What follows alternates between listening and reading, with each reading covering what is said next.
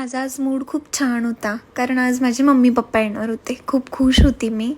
नवरा सोडायला आला पार्लरला. बघतो तर काय, पाऊस पण आला, पण त्यासोबतच क्लायंट पण होते. दुपारची वेळ झाली, मग डब्बा खाऊन घेतला. एकटीला खायचा कंटाळा पण आलेला. लवकरच घरी आली मम्मी पप्पा येणार म्हणून. मग काय त्यांच्यासाठी मस्त जेवणाचा बेत केला. बटाट्याची भाजी करायला घेतली. त्याच्यानंतर मग एका साईडला डाळ भाताचा कुकर लावून घेतला आणि चपात्या करायला चालू केल्या. माहेरची माणसं जर येणार असतील ना, तर खूप आनंद होतो. याचा अर्थ असा नाही की सासरची माणसं आली तर आनंद नाही होत, पण माहेरच्या माणसांची ओढ काही वेगळीच असते. तेवढ्यात हे आले तर बोलत होते की तुझ्यासोबत चपात्या पण फुगत चालल्यात.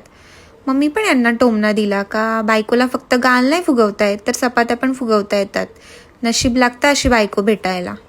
चपात्या झाल्या, मग एका साईडला लगेच घोसाळ्याची भजी करायला घेतली. पप्पांची फेवरेट आहेत घोसाळ्याची भजी. तेवढ्यात मम्मी पप्पा पण आले. मम्मी मला अशी बघत होती जसं काय मी कधी काम माहेरी असताना केलंच नाही. पण खरंच कधी कधी असं वाटतं, माहेरी असताना जर एवढं काम केलं असतं ना, मला पुरस्कारच भेटला असता.